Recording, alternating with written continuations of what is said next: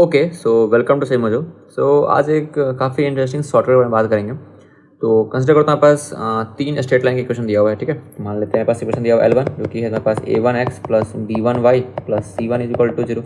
तो L2 दिया हुआ है A2x plus B2y plus C2 is equal to 0। And then पास L3 दिया हुआ है A3x plus B3y plus C3 is equal to 0, ठीक है। अब अगर ये इंटरसेक्टिंग लाइन्स हो गए, मतलब नॉन पैरेलल लाइन्स हैं, तो कुछ ऐसा बनेगा। यहाँ पर तीन लाइन्स हैं, ये करेंगे इंटरसेक्ट तीन जगह पर। अब ये अगर इसको हम मान लें कि वर्टाइसेस ऑफ ट्रायंगल हैं, देन यहाँ पर एक ट्रायंगल बनेगा। तो अगर हमको इसका एरिया निकालना है, तो यहाँ पर कन्वेंशनल अप्रोच क्या होगा कि हम सॉल्व करें लाइन्स को। यहाँ निकालें point P1, point P2, point P3। Then यहाँ हम लगा ले जो फॉर्मूला होता है हमारा मैट्राइसेस वाला फॉर्मूला, निकालते हैं हम लोग एरिया यूजिंग कोऑर्डिनेट, वो यूज़ करके एंड यहाँ हम निकाल लें इसका एरिया। तो ये थोड़ा लेंदी होगा क्योंकि हमको यहाँ पहले लाइन सॉल्व करके पॉइंट निकालना पड़ेगा, देन ये करना होगा। तो आज हम बताएंगे शॉर्टकट, जैसे कि हम लाइन के इक्वेशन से डायरेक्टली हम निकाल पाएंगे एरिया। तो तुम्हारा काफ़ी टाइम बच जाएगा। तो मेंस वगैरह में आ सकता है, ये क्वेश्चन आता है जनरली, एंड तो आपका सोचता है कि किसी बड़े क्वेश्चन में ये बीच में एज ए स्टेप यूज़ हो रहा हो, तो वहाँ तुम टाइम बता सकते हो, ठीक है। काफ़ी ईजी शॉर्टकट है और काफ़ी जल्दी याद भी हो जाएगा, ठीक है। एंड कैसे इसको ड्राइव करेंगे वो बताएंगे हम, ठीक है। तो स्टार्ट करते हैं। So area of triangle with three sides given, तो ये करना है हमको। तो देख लो डायग्राम यही बेसिकली, बस ये लाइन है बस L1, this is your L2 and this is your L3। अब इंटरसेक्ट कर रहा है तीन पॉइंट्स के ऊपर, तो हम पॉइंट्स को नाम दे देते हैं। तो यहाँ हम नाम दे दिए A, B एंड C, ठीक है। अब यहाँ पर कुछ एंगल मार्क किए हैं, क्या क्या मार्क किया देखो। तो बस ये ऑरिजिन है बस, ठीक है। अब ऑरिजिन से अगर हम ड्रॉ करेंगे फुट ऑफ परपेंडिकुलर L1 के ऊपर, तो उसको हम बोले हैं P। ड्रॉ करेंगे L2 पर, उसको हम बोले हैं Q। एंड ड्रॉ करेंगे L3 पर, उसको हम बोले हैं R। अब ये जो हमारा फुट ऑफ परपेंडिकुलर है या फिर जो परपेंडिकुलर लाइन है तुम्हारा, फुट ऑफ तुम्हारा P है, और जो लाइन है ये तुम्हारा है ये लाइन OP। तो ये एंगल बना रहा है थीटा, ये OQ लाइन बना रहा है एंगल फाई, एंड ये तुम्हारा बना रहा है एंगल जाई। तो तीन एंगल मेरे पास मालूम चल गया। ओके, तो यहाँ पे एंगल जाई माइनस फाई क्या होगा। तो तुम्हारे पास जाई कौन सा है, ये वाला एंगल, ये पूरा एंगल जाई है। एंड तुम्हारा फाई कौन सा है, फाई तुम्हारा है ये वाला एंगल। तो इन दोनों का डिफरेंस क्या होगा, ये एंगल हो जाएगा, ये छोटा सा एंगल जो है यहाँ पर ROQ, ठीक है। तो ये यहाँ लिखे हैं कि एंगल ROQ बराबर है। अब यहाँ देखो इस वाले क्वाड्रेटर के अंदर देखो, तो पता है ये 90 है, ये 90 है। पता है कि सम ऑफ एंगल्स इन क्वाड्रेटर होता है 360। इसका मतलब क्या हो गया कि इन दोनों का सम हो जाएगा 180। इसका मतलब ये जो एंगल है ROQ है वो कितना है, 180 माइनस A है, ठीक है। ये रिलेशन हो गया, इसको ध्यान रखेंगे हम, ठीक। अब आगे बढ़ते हैं यहाँ से। तो बस L1 है, L2 है, L3 है, दिया रहेगा इक्वेशन। तो अगर हम किसी लाइन में इक्वेशन में अगर हम डिवाइड कर दें नॉन जीरो कॉन्स्टेंट से, तो फर्क नहीं पड़ेगा ना। जैसे लिखा हुआ है मान लो 2x plus 3y plus 7 is equal to 0। अब यहाँ मान लो डिवाइड करते हैं हम 4 से सारी इक्वेशन में, तो कोई फर्क नहीं पड़ा ना। अभी भी ये सेम लाइन इक्वेशन का बात हो रहा है, तो वही हम बोल रहे हैं कि हम डिवाइड करते हैं नॉन जीरो कॉन्स्टेंट से, तो कोई फर्क नहीं पड़ेगा। तो यहाँ डिवाइड कर रहे हैं किससे, रूट अंडर A1 का स्क्वायर B1 का स्क्वायर, इससे करें डिवाइड। ऐसा क्यों कर रहे हैं, तुमको पता होगा कि अगर पास कोई लाइन है ऐसा मान लो।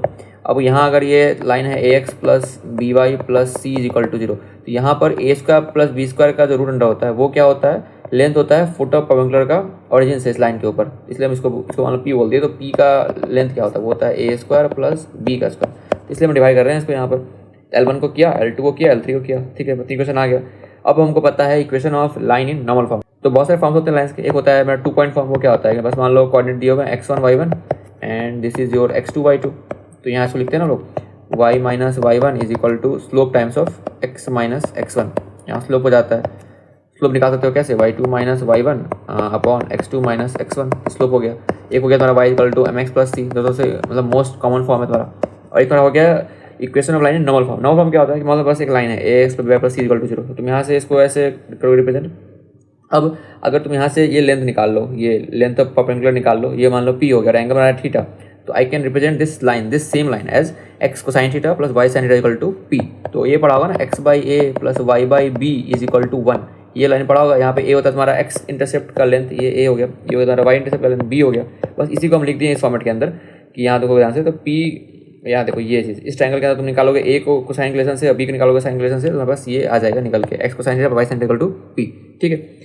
अब यहाँ पे हम कन्वर्ट कर दिए तीनों इक्वेशन को इस फॉर्मेट के अंदर, तो कन्वर्ट कर दिए यहाँ पर नॉर्मल फॉर्म के अंदर। तो आगे x cosine theta y sine theta, phi sine phi, फिर कोसाइन जाई साइन जाई, ठीक है। अब यहाँ बनाते हैं एक मैट्रिक्स, इसको हम बोल रहे हैं डी मैट्रिक्स या डिटरमिनेंट बोल दो, जो बोलना चाहो। तो हम बनाए डी डिटरमिनेंट। यहाँ पे हम लिखे x coefficient cosine theta cosine phi cosine psi, y coefficient sine theta sine phi sine psi, और जो यहाँ पे इंटरसेप्ट है तुम्हारे, तो इसको इधर ले आएंगे तो माइनस P इक्वल टू 0 होगा। तो हो जाएगा minus P minus Q minus R, ठीक है। अब हम निकाल रहे हैं यहाँ पर कैपिटल C1। कैपिटल C1 क्या है, को फैक्टर निकाल रहे हैं हम P का, Q का और R का। तो ठीक है, तो ये निकालते को फैक्टर, तो क्या हो जाएगा, ये हो जाएगा, इसको हटा दो यहाँ से, कैंसिल कर दो। तो ये हो जाएगा कितना, कोसाइन फाई साइन जाई माइनस साइन फाई कॉस जाई, जैसे यहाँ पे लिखा हुआ है C1। तो वही हो गया कोसाइन फाई साइन जाई फिर माइनस साइन फाई कोसाइन जाई। तो ये कितना हो गया cos A sine B minus sign A cos B, हो जाएगा साइन ए माइनस बी। तो ये लगा दो यहाँ पर फॉर्मूला आ जाएगा साइन ए माइनस बी। अब जाई माइनस फाइव ऊपर निकलवाया था तुमको 180 माइनस ए था वो, तो साइन 180 माइनस थीटा कितना होता है साइन थीटा होता है, साइन ए हो गया।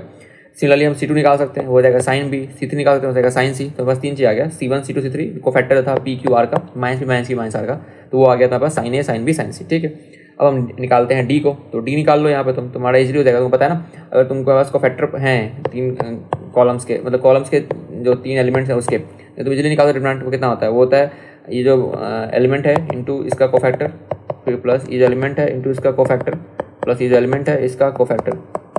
ठीक है, तो सेम चीज़ यूज़ किए यहाँ पर, तो माइनस कॉमन लिए तो P sine A plus Q sine B plus R sine C. अब तुमको थोड़ा दिमाग लगाना पड़ेगा, यहाँ पर यूज़ करना पड़ेगा सॉल्यूशन ऑफ ट्रायंगल का। ठीक है, तो काफ़ी ईजी है, कोई दिक्कत नहीं होगा।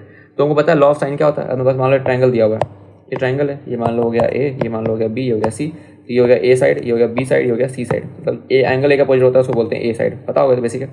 तो ए अपॉन इसका एंगल अपोजिट क्या है साइन है, तो A upon sine A is equal to B upon opposite angle कौन सा है इसके, ये साइन बी, तो B upon sine B is equal to C upon sine C and this is equal to 2r।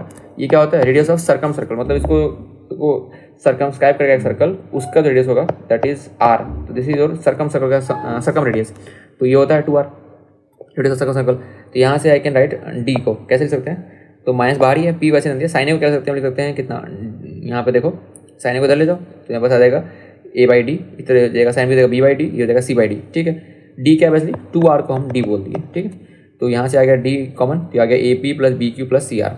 ठीक है, अब थोड़ा यहाँ दिमाग लगाते हैं हम। ठीक है, यहाँ देखो अगर यहाँ हम अप्लाई करते हैं इसको हाफ से एंड यहाँ 2 बाहर ले लें, तो बस क्या गया half into A P, half into B Q और हाफ इंटू सी आर। ठीक है, अब यहाँ ध्यान दो, इस वापस से डायग्राम में ये थोड़ा था ओरिजिनल ट्रायंगल। अब यहाँ ध्यान दो इसको हम तोड़ें 3 ट्रायंगल्स के फॉर्म में। ठीक है, ऐसे तोड़ रहे हैं हम इसको, ये देखो ऐसे तोड़े, ऐसे तोड़ दिए। अब यहाँ देखो इस ट्रायंगल के लिए बस ये बेस हो गया, ये इसका हो गया हाइट, ये इसके लिए बेस हो गया, ये हो गया इसका हाइट, ये हो गया इसके लिए बेस, ये हो गया इसका हाइट। यानी कि अगर हमको इसका एरिया निकालना है, इस छोटे से का एरिया निकालना है इसका, तो क्या होगा half into base A into height P, C में यहाँ हो जाएगा half into base C into height R, फिर half into base B into height Q.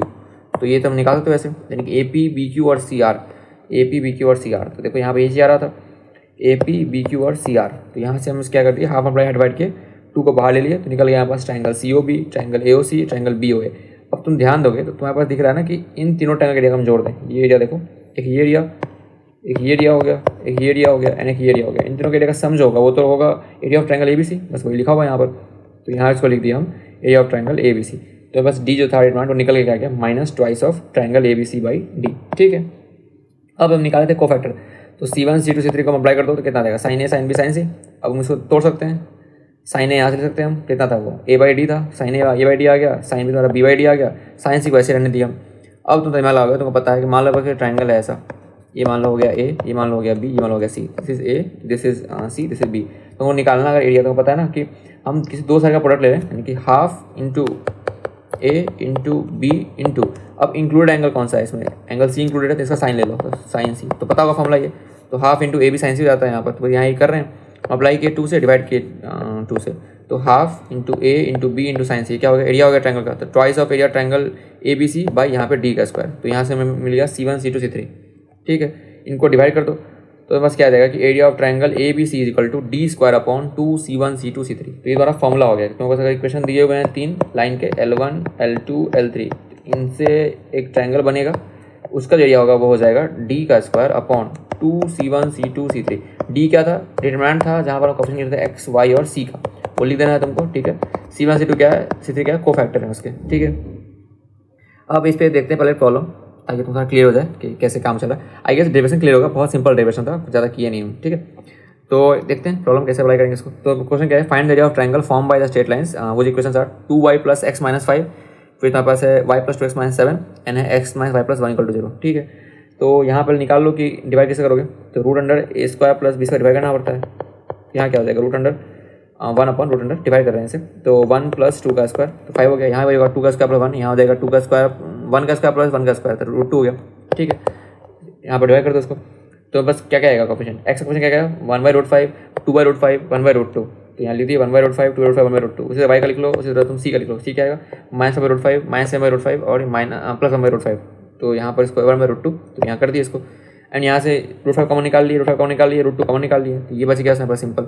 इसको तुम सॉल्व कर लो, काफ़ी ईजी है डिटरमिनेंट सॉल्व करना, तो ये निकल के आ गया यहाँ पर, ठीक है। अब निकालना है कोफैक्टर, C1 निकालना बहुत ईजी है, इसका निकालना है, तो इसको हटाओ यहाँ से, तो क्या बचेगा 2/√5, 1/√5, 1/√2, 1/√2। ये तो हम दिखा रहे हैं करके, तुम डायरेक्टली निकाल सकते हो, कोई दिक्कत नहीं है। ऐसे सिंपल क्या देगा, -2/√5 इंटू √2, फिर -1/√5 कितना हो गया, -3/√10।